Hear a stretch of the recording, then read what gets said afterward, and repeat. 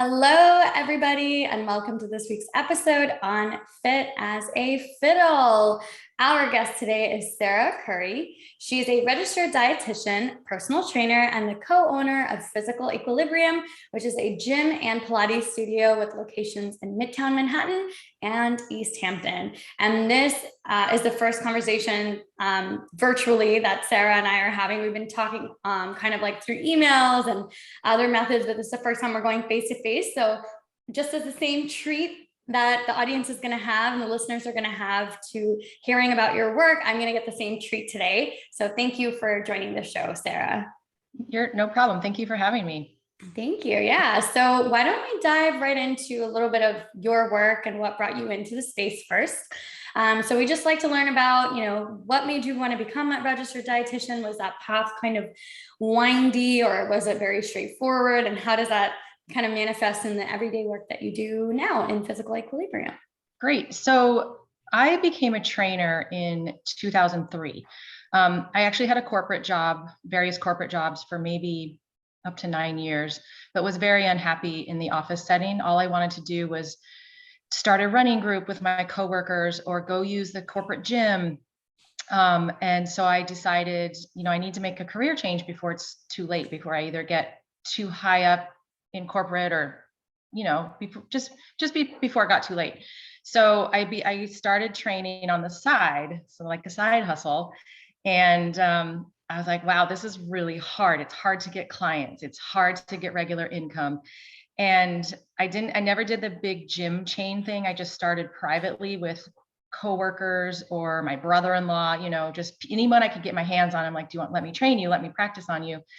And then when I decided it was going to be very hard to be successful as a trainer. So I thought, I better have something to fall back on. I already had my undergrad in business. So I decided to go back and get my master's in nutrition, become a registered dietitian. I figured I could always work in a hospital. I mean, there's so many things you can do as a dietitian. Luckily, while I was in grad school, I needed money because New York is an expensive city. And I started working for Sarah Dimmick, my business partner. And again, I was holding two jobs, working at the hospital, training clients on the side. And we then decided, hey, let's grow the business. Let's, why don't you leave the hospital? Let's go into private practice. So that's kind of how I ended up here now. Got it. Love it. I think it's always very interesting to have that transition from like corporate life to being an entrepreneur and then slowly figuring things out and what makes the most sense for you. So I love hearing that story. And I think that a lot of entrepreneurs can empathize with that, it's a lot of work, but it's like very fulfilling and it's good work. And it makes you really feel like you're serving people in the way that you want to serve people and, not only sitting in front of a desk all day long. So yes, I love definitely. That. Okay. So I want to dive right into our conversation today because this is like one of those wonderful moments for listeners when my guest gives me our title ahead of time. So our title is Strength Training, the Holy Grail of Fat Loss. And I just love that because usually we're just, as I always, talk to my guests beforehand, I just say it's a free-flowing conversation. Don't worry about like structure, like the best shows are what you just talk about passionately. And then afterwards, I'll like try to figure out, okay, what did we talk about? And let's like piece this thing together in like a title that makes sense. But I love that we're just like starting off strong with the title of this show, which is again, Strength Training, the Holy Grail of Fat Loss. So I would love, Sarah, for you to kind of just talk to us about what's the first thing that comes to your head when you think about that? What goes through your head when you're thinking about fat loss as a term in the first place? Well, first of all, there are the three main variables to fat loss are, diet, cardio, and strength training. I try to figure out with somebody, which of the three can they best manipulate to hit their goals or to look the way they want to look. Everyone, if you Google it, if you talk to anybody, everybody says diet is, 80 to 90%. You have to diet. Yes, but if you have muscle, once you start dieting or once you start doing cardio, the fat just burns off of you. I mean, your strength training increases your metabolism. Nothing else besides weightlifting increases muscle mass, therefore your metabolism. It's a constant battle for me to get people to lift weights, to explain to them how and why it's going to work. And everyone in America wants a quick fix. They want the latest diet. They want the latest workout gimmick. What is wrong with eating clean and lifting weights?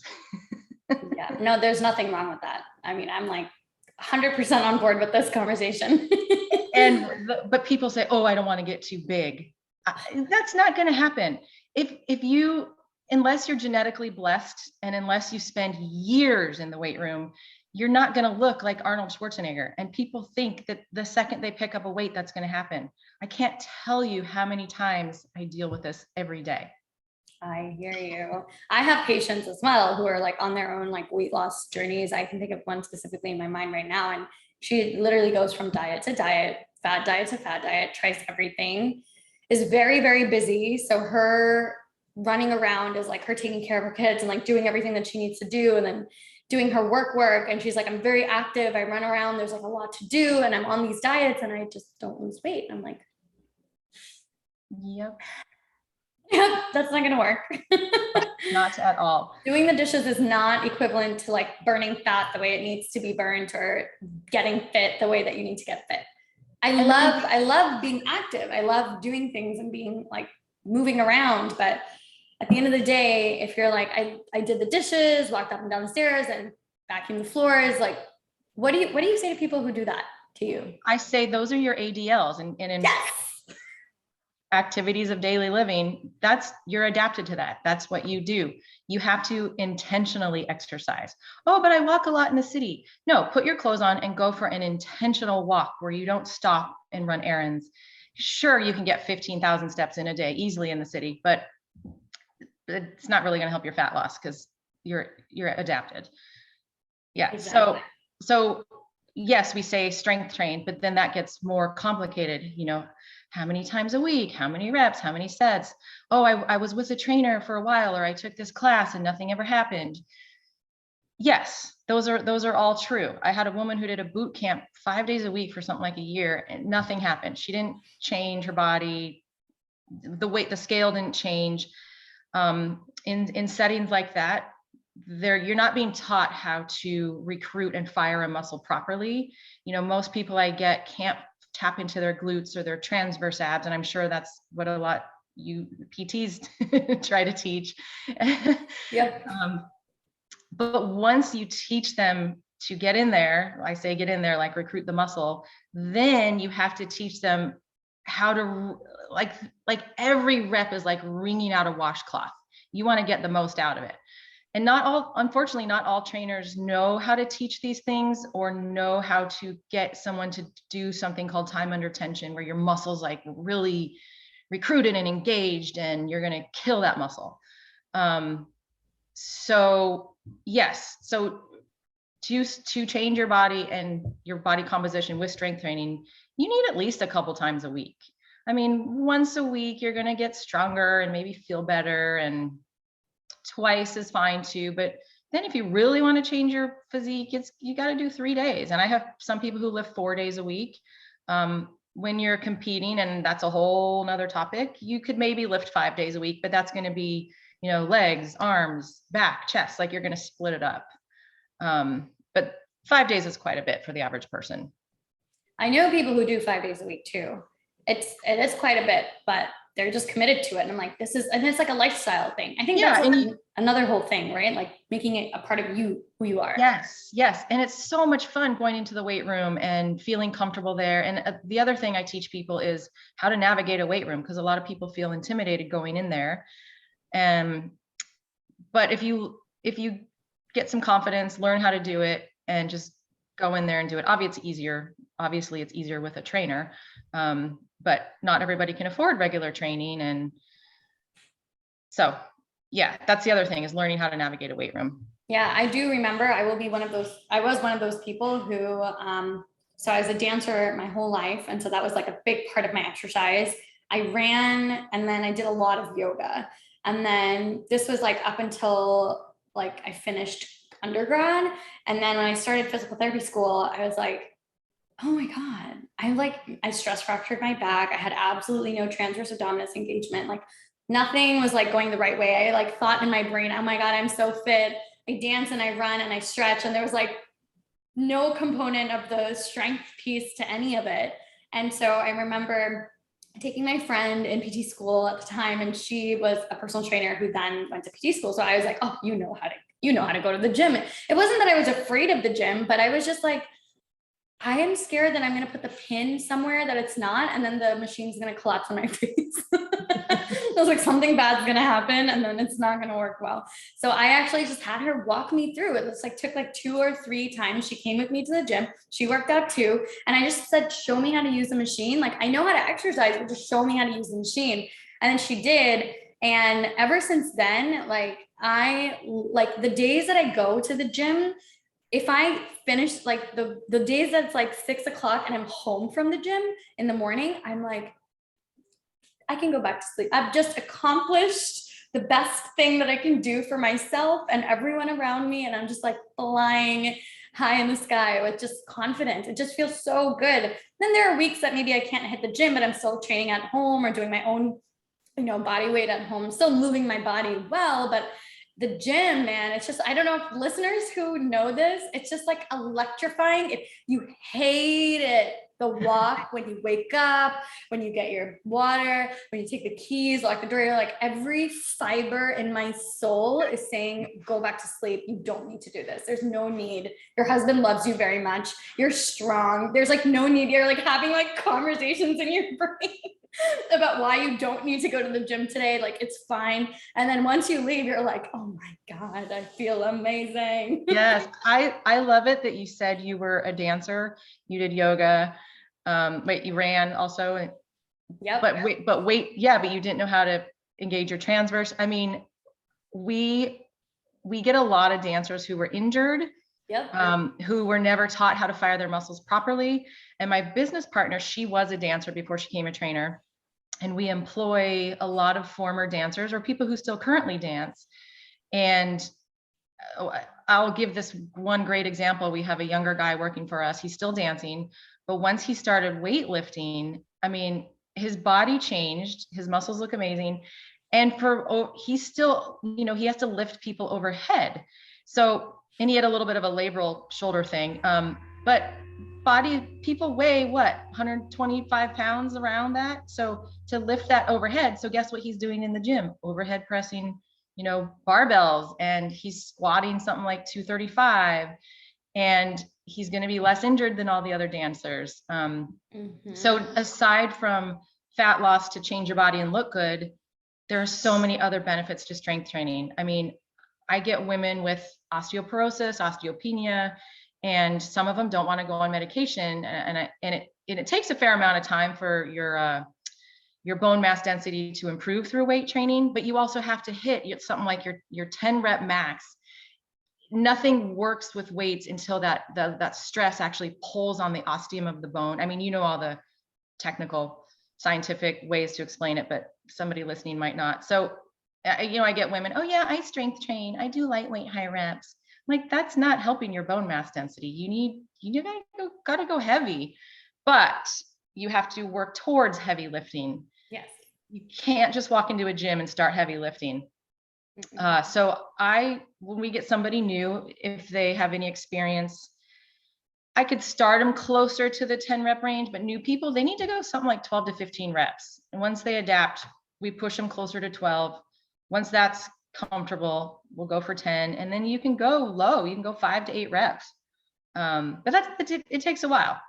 Yeah, absolutely. I'm on board with that. And I just going back to the whole dancer thing. Oh, and for listeners, by the way, Sarah Dimmick was on the show. She talked about triathlons. It's on Fit as a Fiddle. It was just like a previous season. So I'll link that in the show notes so you guys can listen to both the Sarahs back to back.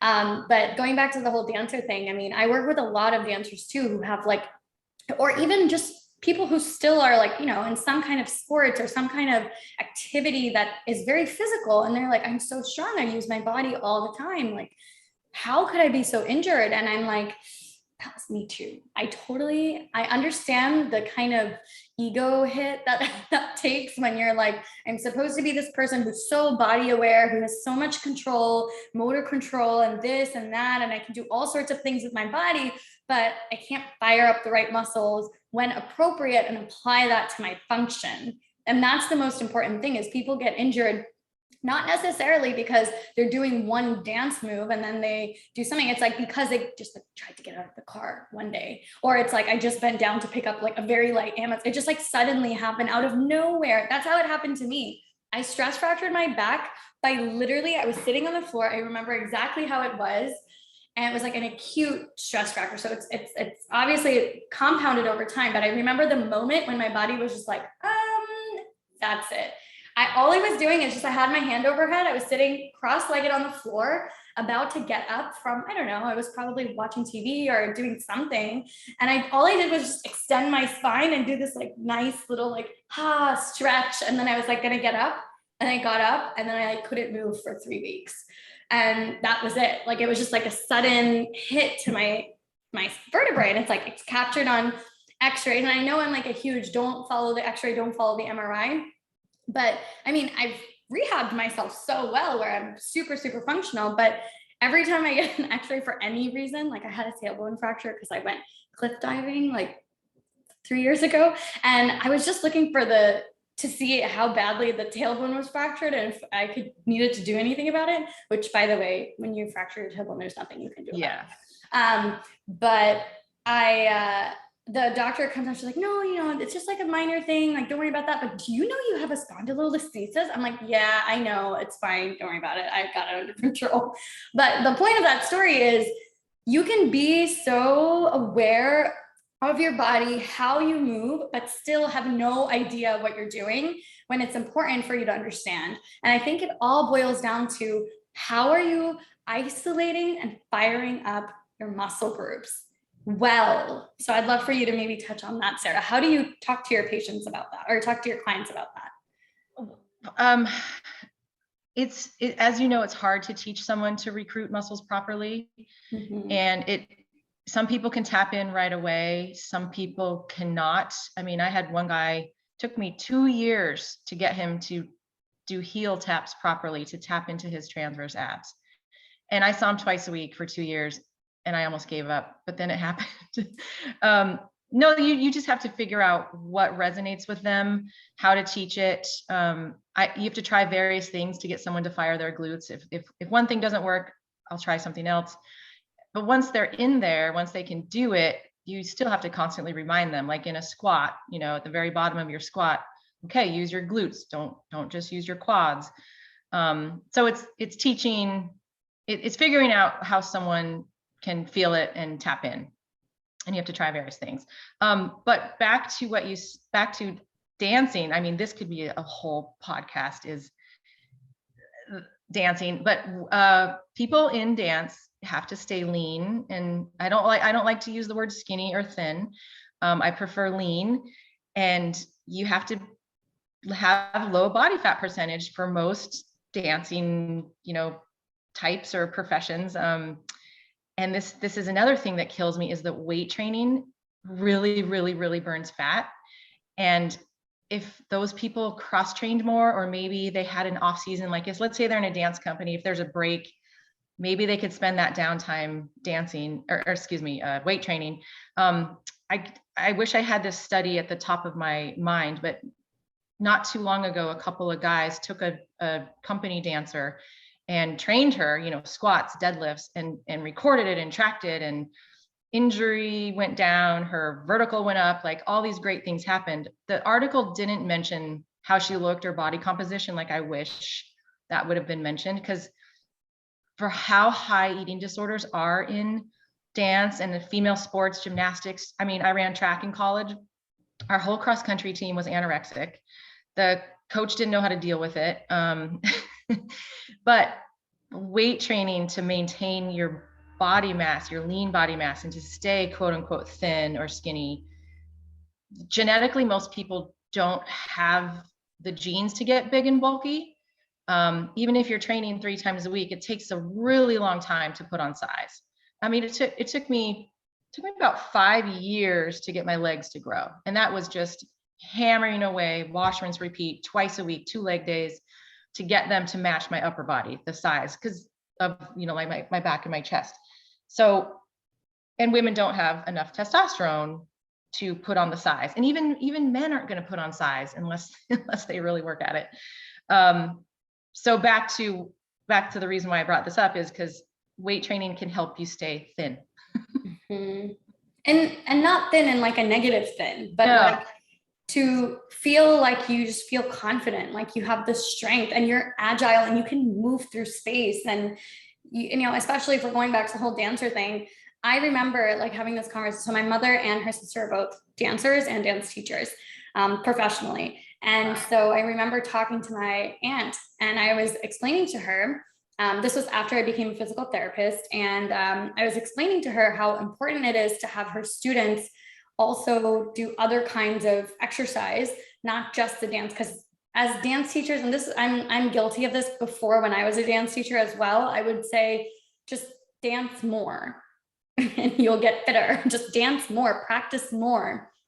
And that's not always true because it's a repetitive strain, like that same routine, you doing it over and over again, especially if it's asymmetrical, that's a repetitive strain on your body. If you're not consciously thinking about how am I moving, which you don't necessarily always have the capacity to do as a dancer. And dance routines, I just fling my body around stage. That's literally what I do as an Indian classical dancer. I don't know if anybody's ever seen it, but it's literally just flinging your body across the stage in different capacities. And so you're not always thinking about like, oh, I'm engaging my transverse abdominis and my gluteus maximus and this jump. No, you just jump as high as you can. And so I remember talking to her, I was like, ever since I started lifting and going to the gym and doing other kinds of cross training, I am dancing so much stronger. Like I jump faster, like it doesn't hurt as much, like everything feels more, it just feels more supported. Like my body is actually equipped to do what it's doing. Like I'm nowhere near bionic, but it feels more bionic when I'm lifting and when I feel strong. And she's like, oh, okay, like whatever. And so I actually went out to write workshops, like educational workshops on preventing dance injuries and how important it is for them to do their, it's Indian classical dance. So yoga is a big part of what we do. It's very stretchy and all of that. But I was like, you also need to understand that first position plie is what we call aramandi, which is when you sit down, turn your feet out 180 degrees. So both your toes are pointing 180 degrees. Your knees need to line up with that. If it doesn't, you're in a valgus collapse, which for listeners, that's when your knee caves inward towards midline and you're putting strain onto your knees, your ankles, and your hips. And your core can't fire as easily. And so you're in that position for like maybe anywhere between 30 to 75% of dance, depending on what dance you're doing. And so all these girls are arching their backs because they don't have external rotation at their hips. So they're arching their backs to get their knees to turn out because the dance teachers will really be like, turn your knees out, turn your knees out. Sit up straight, arch your back. And so they're arched their back. They're in this like chicken wing position. Their core is flared. There's no tucking or even remote neutral. And they're all in pain. Yeah. But it doesn't even just manifest as like hip pain, knee pain, whatever. It's like, it could even just be like something you wouldn't think, like as a PT, I understand how it's connected, but I wouldn't think as a dancer, why is my big toe hurting while I'm dancing? This isn't like, you wouldn't think for a second it has anything to do with your core strength or your ability to fire up your muscles to tack and put weight evenly on all parts of your foot. But it's just all stuff that we think about. And I know this is like whole conversation. I don't think we can call this strength training the holy grail of fat loss anymore. I don't think so. No, I understand. But what you said a second ago I'm about joking. Oh, okay.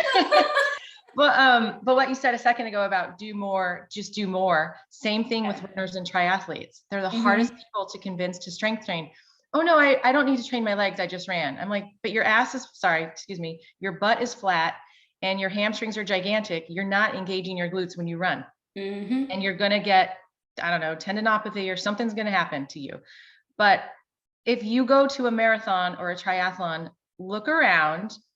Is anyone super, super lean? Maybe the pros or a small percentage of people, but go to the New York Marathon. Most of those people are not lean and they're shuffling along And I guarantee it, they don't strength train. Mm-hmm. If they did, maybe their body composition would look differently. Maybe they wouldn't have that knee brace on. Maybe, so yes, this is my mission in life, is to educate people on why you should strength train. I love it. I'm 100,000% on board with that. If listeners gained anything from today, if it encouraged you, if you do go to the gym and you're just like an off season right now, if it encouraged you to go, awesome. If you have no clue and you've never gone to the gym and you've never had a trainer and you really don't know the first step, and this is all just like overwhelming and sounds fancy and great, strength training, awesome, but like, what do I even do about that? I would actually maybe, and Sarah, you jump in to see if this is the right step. Would you think it's a good idea for them to at least just talk to maybe friends and family who do go to the gym or who do have trainers, to like people that they trust, to just hear their inputs so that they can make a decision for themselves? I think so, but you still have to be careful where you're getting your information. I mean, some people will read a Men's Health article and then go to the gym and try to replicate it. Even trainers wouldn't really know how to tell where to tell someone where to start unless they were a pretty good, experienced, skilled trainer. I mean, at our company, we really promote, can you fire your glutes, your core? What's the status of your shoulder girdle? Are your rotator cuff, is it strong? So we kind of build people from the inside out, getting all the little muscles firing, and then move on to the bigger stuff. Even if you don't have any injuries, you still need to prep your body to train. So if you're going to do some bench press, you have to warm up your rotator cuff. You can't just go, you can just start warming up with a lighter bench press, but it's best to get the smaller stuff fired up. You got to prime your body to strength train. So I mean, they should talk to people they know who go to the gym, but then that could still be a loose cannon, or I don't know. I'd find maybe some good articles also, written by people with credentials like PTs, people who have that CS behind their name, journal articles. I'd be really careful of things in like shape, it depends. It depends. Yeah, totally. And then, I think the bottom line here is educate yourself. Don't go off of like something that was said on social media or, just something that you heard somewhere. I think you should really like talk to people who know what they're doing, have been working in the field for a while, or who know their bodies well and who are very well aware of the benefits of exercise and strength training, and just listen with an open mind and take what you can for yourself. And by the way, strength training does not mean you have to lift 20-pound bicep curls tomorrow. Like, that's literally not what we're saying. It just means load the body in appropriate ways that are right for you. And that's why having a trainer, if you're without injury and without other kind of complications, starting off with a trainer and at least just understanding, even if it's not for the long term, but getting a short-term understanding for a couple of days or a couple of weeks or just a couple of months to get started on your journey can be so, so helpful. And I highly recommend our friends here at Physical Equilibrium. Their location is like unbeatable, like Midtown Manhattan, so easy to get to, actually not far from my office either. I'm on Madison and 40th, and you guys are on, where are you? 53rd and Madison. 53rd and Madison, that's right. So pretty close. Great location, easy to get to, even if you're coming in from LIC or Queens or coming in from somewhere else. I think you guys offer virtual kind of consultations and offerings as well with the pandemic, from what I understand. I'll drop the information and the show links for your guys' website to get in touch. Sarah, do you have any other last words for our listeners? Anything else you'd like to add on your work? I think be cautious of HIIT workouts unless you have some foundation or base. I tell my clients they can do the high intensity interval training workouts if they're ready for it, if they're, pretty strong and balanced, but a lot of people get hurt going straight to HIIT. It feels good to have that high intensity and the cardio high, but just beware, it's not traditional strength training like the kind we're talking about. For sure. Awesome. Sarah, thank you so much for your time and this lovely conversation. I'll still name this show what we decided to. Okay. I was just joking. Okay, I know, but we didn't really get into like why heavy lifting can make a woman's body get smaller and leaner. But that could be a whole nother. Well, we can talk about it now. Why don't we just talk about it? Tell me how you feel, like what's the whole why behind all of it? So you want to break those myofibrils down. You want those muscle fibers to get broken down so they repair and grow, and so your metabolism goes up. And when I say change a body, I mean change how it actually looks. If someone genetically has a big butt, that can be a lot smaller with heavy squats and deadlifts over and over and over. You just constantly break down those glute fibers. And over time, you're gonna tighten up. Remember that movie, Knocked Up? Tighten up. Mm-hmm. And we're lucky to work with a few agents and people who work with Broadway and actresses and actors, and they literally will send them to us and say, all right, this body needs to be changed. Let's go. And it takes 1.5 to 3 years for a body to really change. And nobody wants to hear that. They want to hear a 6-week program. Nope. But once you do it, it's more permanent. Yes, that much I agree with. I definitely agree with that. I mean, it's always a constant battle to stay lean, because then there's diet and cardio, but the lifting, heavy weights can burn fat and change a body. Yeah. And also on that physiological and motivational side of things too, like once you get to a space where you have changed your body, you also have more motivation to keep it that way, right? And unless there's like life-changing events or something, like I've had a patient who was like extremely fit, but had just gone through a very traumatic injury and was bedbound for a very long time, and like things completely changed. And she was like, I can't believe I have to start back up. Like everything went back to like her genetic, not everything, but like majority. And so unless you're in a situation like that, once you hit your kind of goals with the way you look, I don't want to say what you are read on the scale, because I'm sure you agree that's neither here nor there to some extent, but the way that you look, the way that you feel, the way that you operate, it's like you should stay motivated and you want to keep that going. And here's when women say, oh, well, I started weightlifting and I got bigger. You know why? If there's any fat on your body and you start to develop that muscle pushes up against the fat. So there is a phase, I call it the puff up phase, where it's an illusion of like getting bigger because there's fat there and the muscle's being stimulated and it's pushing up against it. So, and also a lot of women tend to do lightweight high reps. That's called sarcoplasmic training. You're not getting to the deeper core of the muscle that needs to be broken down.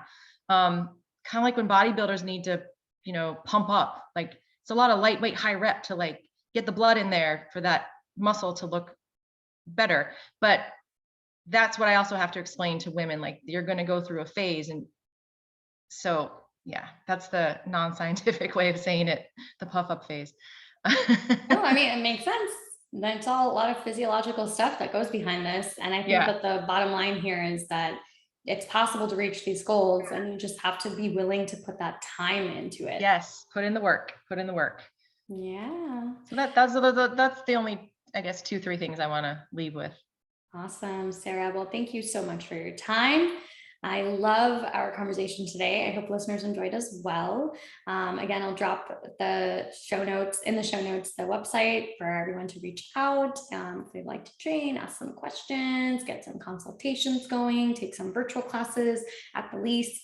But thank you, Sarah. And I'm happy that both founders have now been on the show between, I think, season 2 or 3 and now season 6. So that's exciting. We'll have you, maybe one day we'll do both of you together at the same time. We'll have like a roundtable discussion as well. For sure. Thank you so much for having me. I appreciate it.